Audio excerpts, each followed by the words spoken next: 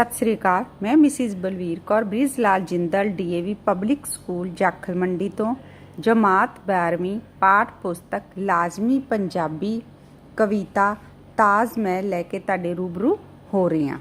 यह कविता प्रोफैसर मोहन सिंह द्वारा लिखी गई है। दुध चिट्टियां रंगदार मरमरां दे गल कत के बाही, सोध पतलियां चन्न दियां रिश्मां सुत्तियां बेपरवाही, बिरशां बूटियां दे परछावें नशियां नाल गुड़ेंदे, घाह दे सोल सीनियां उत्ते स्वाद स्वाद है उगे।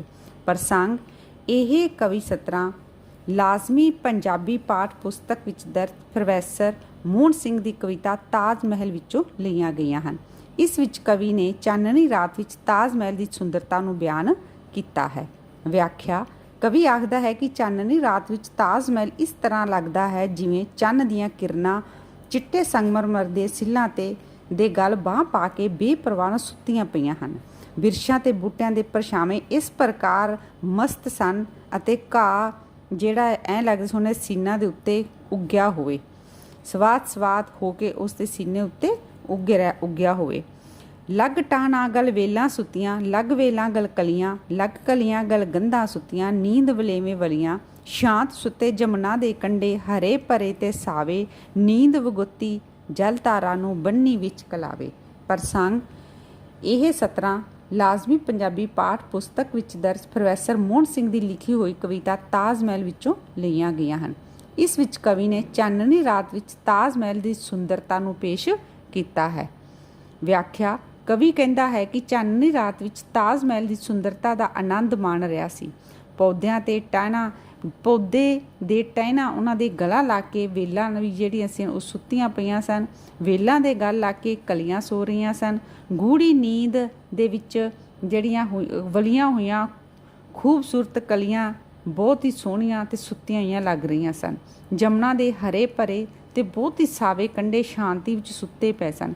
उन्हां ने नींद विच गुआची पानी की धारा नूं अपने कलावे विच बन्निया होया सी। ये सारा दृश बड़ा ही मनमोहक सी।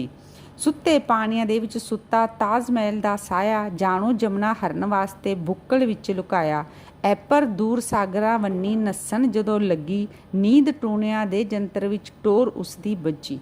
प्रसंग यह कवि सतरां लाजमी पंजाबी पाठ पुस्तक विच दर्ज प्रोफैसर मोहन सिंह की लिखी कविता ताज महल विचों लईआं गईआं हन।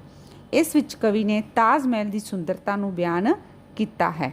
व्याख्या कवि आखदा है कि वह ताज महल की सुंदरता का आनंद माण रहा सी।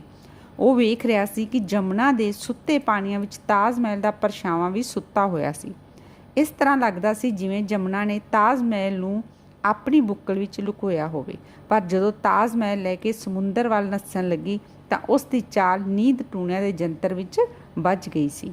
सुते ऐस चुगरदे अंदर मैं कला एक जागा, जाग रहीआं दो अखां मेरियां चुप चुप वांग चरागा, गुबंद दियां उभारां उत्ते मस्ताइयां अलसाइयां, फिर रहीआं सन नज़रां मेरियां सहज सुवाद तराइयां। तक तक कसब हुनर मुगलां दा हैरत वधदी जावे, शाहजहां दे सो स्वाद नूं लूणू पिया सलावे। प्रसंग यह कवि सतरां लाजमी पंजाबी पाठ पुस्तक विच दर्ज कवि प्रोफैसर सोहन सिंह की कविता ताज महल विचों लईआं गईआं हन। इन्हां सतरां विच कवि चाननी रात विच ताज महल की सुंदरता नूं बयान करता है। व्याख्या कवि आखदा है कि वह ताज महल की सुंदरता का आनंद माण रहा सी।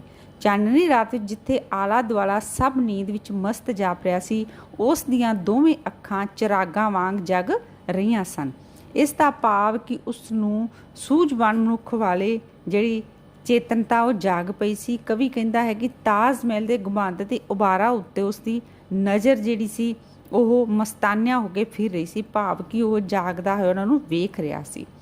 उसने इस दी सुंदरता का आनंद माणिया। वो मुगल बादशाह के हुनर कला शौक वाल वेख के हैरान हो रहा सी। वो शाहजहां दी रीझ नूं सलाउंदा है ते उसकी खूबसूरती का आनंद भी माण रहा सी। ਇਹਨੂੰ ਗਬੰਦ ਦਾ ਆਂਡਾ ਟੋਟੇ ਟੋਟੇ ਹੋਇਆ, ਚੀਕਾ ਕੂਕਾਂ ਤੇ ਫਰਿਆਦਾ ਜਾ ਅੰਬਰ ਨੂੰ ਛੋਇਆ, ਹੜ ਮਜ਼ਦੂਰੀਆਂ ਦਾ ਵਗਿਆ ਨਾਲ ਮਜ਼ਦੂਰ ਹਜ਼ਾਰਾਂ, ਚੱਕ ਗਈਆਂ ਦੁਰਮਟ ਤੇ ਸੇ ਬੱਜੇ ਵਿੱਚ ਵਗਾਰਾਂ। ਪ੍ਰਸੰਗ ਇਹ ਕਵੀ ਸਤਰਾਂ ਲਾਜ਼ਮੀ ਪੰਜਾਬੀ ਪਾਠ ਪੁਸਤਕ ਵਿੱਚ ਦਰਜ ਪ੍ਰੋਫੈਸਰ ਮੋਹਨ ਸਿੰਘ ਦੀ ਲਿਖੀ ਹੋਈ ਕਵਿਤਾ ਤਾਜ ਮਹਿਲ ਵਿੱਚੋਂ ਲਈਆਂ ਗਈਆਂ ਹਨ। ਇਸ ਵਿੱਚ ਤਾਜ ਮਹਿਲ ਦੀ ਉਸਾਰੀ ਕਰਨ ਵਾਲੇ ਮਜ਼ਦੂਰਾਂ ਦੀ ਦਰਦਨਾਕ ਹਾਲਤ ਨੂੰ ਪੇਸ਼ ਕੀਤਾ ਗਿਆ ਹੈ। ਵਿਆਖਿਆ ਕਵੀ ਲਿਖਦਾ ਹੈ ਕਿ ਜਦੋਂ ਤਾਜ ਮਹਿਲ ਦੀ ਸੁੰਦਰਤਾ ਦਾ ਆਨੰਦ ਮਾਣ ਰਿਹਾ ਸੀ ਤਾਂ ਉਸ ਦੀ ਕਲਪਨਾ ਵਿੱਚ ਉਸ ਦੀਆਂ ਅੱਖਾਂ ਸਾਹਮਣੇ ਗੁੰਬਦ ਦਾ ਆਂਡਾ ਟੋਟੇ ਹੋ ਗਿਆ ਤੇ ਉਸ ਵਿੱਚੋਂ ਨਿਕਲੀਆਂ ਚੀਕਾਂ ਕੂਕਾਂ ਤੇ ਫਰਿਆਦਾਂ ਅਸਮਾਨ ਨੂੰ ਛੂਹ ਗਈਆਂ। ਇਹ ਚੀਕਾਂ ਤੇ ਕੂਕਾਂ ਮਜ਼ਦੂਰਾਂ ਤੇ ਮਜ਼ਦੂਰਨੀਆਂ ਦੀਆਂ ਸਨ ਜਿਨ੍ਹਾਂ ਨੇ ਤਾਜ ਮਹਿਲ ਨੂੰ ਬਣਾਉਣ ਵਿੱਚ ਹਿੱਸਾ ਪਾਇਆ ਸੀ। ਕਵੀ ਦੀ ਕਲਪਨਾ ਵਿੱਚ ਗੁੰਬਦ ਤੇ ਟੁੱਟੇ ਆਂਡੇ ਵਿੱਚੋਂ ਮਜ਼ਦੂਰ ਤੇ ਮਜ਼ਦੂਰਨੀਆਂ ਦਾ ਹੜ ਵਗ ਤੁਰਿਆ। ਉਹਨਾਂ ਨੇ ਕਈਆਂ ਦੁਰਮਟ ਤੇ ਹਿੱਸੇ ਚੁੱਕੇ ਹੋਏ ਸਨ। ਦੁੱਧਾਂ ਨਾਲ ਪਲਮਦੇ ਬੱਚੇ, ਕੰਮੀ ਰੁੱਝੀਆਂ ਮਾਵਾਂ, ਅੱਖਾਂ ਦੇ ਵਿੱਚ ਛਿਲਕਣ ਅਥਰੂ, ਹਿੱਕਾਂ ਦੇ ਵਿੱਚ ਹਾਂ, ਬੋਕਿਆਂ ਵਰਗੇ ਪੇਟ ਉਹਨਾਂ ਦੇ, ਤੁੱਕਿਆਂ ਵਰਗੇ ਗਾਟੇ, ਛਾਲੇ ਹੱਥ ਉਹਨਾਂ ਦੇ, ਪੈਰ ਵਿਆਹੀਆਂ ਪਾਟੇ। ਪ੍ਰਸੰਗ ਇਹ ਕਵੀ ਸਤਰਾਂ ਲਾਜ਼ਮੀ ਪੰਜਾਬੀ ਪਾਠ ਪੁਸਤਕ ਵਿੱਚ ਦਰਜ ਪ੍ਰੋਫੈਸਰ ਮੋਹਨ ਸਿੰਘ ਦੀ ਕਵਿਤਾ ਤਾਜ ਮਹਿਲ ਵਿੱਚੋਂ ਲਈਆਂ ਗਈਆਂ ਹਨ। ਇਸ ਵਿੱਚ ਤਾਜ ਮਹਿਲ ਦੀ ਉਸਾਰੀ ਕਰਨ ਵਾਲੇ ਮਜ਼ਦੂਰਨੀਆਂ ਦੀ ਦਰਦਨਾਕ ਹਾਲਤ ਨੂੰ ਪੇਸ਼ ਕੀਤਾ ਗਿਆ ਹੈ। ਵਿਆਖਿਆ ਕਵੀ ਆਖਦਾ ਹੈ ਕਿ ਉਸਨੇ ਤਾਜ ਮਹਿਲ ਦੀ ਉਸਾਰੀ ਕਰਨ ਵਾਲੇ ਗਰੀਬ ਮਜ਼ਦੂਰਾਂ ਤੇ ਮਜ਼ਦੂਰਨੀਆਂ ਦੀ ਦਰਦਨਾਕ ਝਾਕੀ ਵੇਖੀ ਹੈ।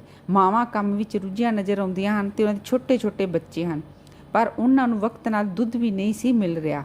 ਬੱਚਿਆਂ ਦੀ ਹਾਲਤ ਵੇਖ ਕੇ ਮਾਵਾਂ ਦੀਆਂ ਅੱਖਾਂ ਵਿੱਚ ਅੱਥਰੂ ਆਉਂਦੇ ਸਨ ਤੇ ਹਿੱਕਾਂ ਵਿੱਚੋਂ ਹੌਕੇ ਨਿਕਲਦੇ ਸਨ। ਮਜ਼ਦੂਰਨੀਆਂ ਦੀ ਸਰੀਰਕ ਹਾਲਤ ਵੀ ਬਹੁਤ ਤਰਸਯੋਗ ਸੀ। ਭੁੱਖ ਨਾਲ ਵਿਲਕਦੇ ਆਂਦਰਾਂ ਦੇ ਖਾਲੀ ਪੇਟ ਬੋਕਿਆਂ ਵਰਗੇ ਲੱਗ ਰਹੇ ਸਨ। ਉਹਨਾਂ ਦੀਆਂ ਧੌਣਾਂ ਸੁੱਕ ਕੇ ਤੁੱਕਿਆਂ ਵਰਗੀਆਂ ਹੋ ਗਈਆਂ ਸਨ। ਕੰਮ ਕਰਕੇ ਉਹਨਾਂ ਦੇ ਹੱਥਾਂ 'ਤੇ ਛਾਲੇ ਪੈ ਗਏ ਸਨ ਤੇ ਪੈਰਾਂ ਦੀਆਂ ਵਿਆਈਆਂ ਵੀ ਪਾਟ ਗਈਆਂ ਸਨ। ਇਸ ਤਰ੍ਹਾਂ ਸਖਤ ਮਿਹਨਤ ਨਾਲ ਉਹ ਸਰੀਰਕ ਪੱਖੋਂ ਬਹੁਤ ਕਮਜ਼ੋਰ ਹੋ ਗਏ ਸਨ, ਪਰ ਫਿਰ ਵੀ ਉਹ ਕੰਮ ਕਰਦੇ ਸਨ। ਫਿਰ ਵੀ ਕੰਮ ਕਰਾਉਣ ਵਾਲੇ ਮਾਰ ਕੇ ਫਾਂਟਾਂ, ਮਾਸੂਮਾਂ ਦੇ ਪਿੰਡਿਆਂ ਉੱਤੇ ਚਾੜੀ ਜਾਣ ਸਲਾਟਾਂ। ਏਦਾਂ ਮਜ਼ਦੂਰਾਂ ਦੀ ਚਾਕੀ ਜਦ ਮੈਨੂੰ ਦਿਸ ਆਈ, ਨਾਲ ਪੀੜ ਦੇ ਕਲਵਲ ਹੋ ਕੇ ਰੂਹ ਮੇਰੀ ਕਰਲਾਈ। ਕੀ ਉਹ ਹੁਸਨ ਹੈ ਸੱਚਮੁੱਚ ਜਾਂ ਉਂਝ ਹੈ ਛਲਦਾ, ਲੱਖ ਗਰੀਬ ਮਜ਼ਦੂਰਾਂ ਤੇ ਹੰਝੂਆਂ ਤੇ ਜੋ ਪਲਦਾ। ਪ੍ਰਸੰਗ ਇਹ ਕਵੀ ਸਤਰਾਂ ਲਾਜ਼ਮੀ ਪੰਜਾਬੀ ਪਾਠ ਪੁਸਤਕ ਵਿੱਚ ਦਰਜ ਕਵਿਤਾ ਤਾਜ ਮਹਿਲ ਵਿੱਚੋਂ ਲਈਆਂ ਗਈਆਂ ਹਨ। ਇਹ ਕਵਿਤਾ ਪ੍ਰੋਫੈਸਰ ਮੋਹਨ ਸਿੰਘ ਦੀ ਦੁਆਰਾ ਲਿਖੀ ਹੋਈ ਹੈ। ਇਸ ਵਿੱਚ ਤਾਜ ਮਹਿਲ ਦੀ ਸੁੰਦਰਤਾ ਦੇ ਨਾਲ ਇਸ ਦੀ ਉਸਾਰੀ ਕਰਨ ਵਾਲੇ ਮਜ਼ਦੂਰਾਂ ਦੇ ਦਿਲ ਕਮਾਊ ਤੇ ਤਰਸਯੋਗ ਹਾਲਤ ਨੂੰ ਪੇਸ਼ ਕੀਤਾ ਗਿਆ ਹੈ। ਵਿਆਖਿਆ ਕਵੀ ਆਖਦਾ ਹੈ ਕਿ ਕੰਮ ਕਰਨ ਵਾਲੇ ਮਜ਼ਦੂਰਾਂ ਪ੍ਰਤੀ ਮਾਲਕਾਂ ਦਾ ਰਵੱਈਆ ਦਰਦਨਾਕ ਤੇ ਬੜਾ ਜ਼ਾਲਮ ਸੀ। ਉਹ ਗਰੀਬ, ਭੁੱਖੇ ਤੇ ਬੇਵਸ ਮਜ਼ਦੂਰ ਮਾਵਾਂ ਦੇ ਦੁੱਖਾਂ ਦੀ ਪਰਵਾਹ ਨਾ ਕਰਦੇ ਉਹਨਾਂ ਕੋਲੋਂ ਜ਼ਬਰਦਸਤੀ ਕੰਮ ਲੈਂਦੇ ਸਨ। ਉਹਨਾਂ ਨੂੰ ਜਰਾ ਵੀ ਵੇਲੇ ਨਹੀਂ ਸੀ ਰਹਿਣ ਦਿੰਦੇ ਤੇ ਛਾਂਟੇ ਮਾਰ ਕੇ ਲਾਸ਼ਾਂ ਪਾ ਦਿੰਦੇ ਸਨ, ਪਰ ਉਹ ਅੱਗੋਂ ਚੁੱਪ ਰਹਿੰਦੇ ਸਨ। ਕਵੀ ਆਖਦਾ ਹੈ ਕਿ ਜਦੋਂ ਅਜਿਹਾ ਦ੍ਰਿਸ਼ ਉਸਦੇ ਅੱਖਾਂ ਸਾਹਮਣੇ ਆਇਆ ਤਾਂ ਦਰਦ ਨਾਲ ਉਸਦੀ ਰੂਹ ਕੁਰਲਾ ਉੱਠੀ। ਕਵੀ ਦੇ ਮਨ ਅੰਦਰ ਹੁਸਨ ਪ੍ਰਤੀ ਘਿਰਨਾ ਪੈਦਾ ਹੋ ਗਈ। ਦਿਲ ਵਿਚਲੀ ਸ਼ੰਕਾ ਭਰੀ ਆਵਾਜ਼ ਨਾਲ ਸਾਰਿਆਂ ਨੂੰ ਸੋਚਣ ਲਈ ਇਹ ਮਜਬੂਰ ਕਰ ਦਿੱਤਾ ਕਿ ਅਜਿਹੀ ਸੁੰਦਰਤਾ ਇੱਕ ਧੋਖਾ ਹੈ। ਕਵੀ ਅਜਿਹੀ ਸੁੰਦਰਤਾ ਨੂੰ ਇੱਕ ਛਲਾਵਾ ਆਖਦਾ ਹੈ। ਧੰਨਵਾਦ।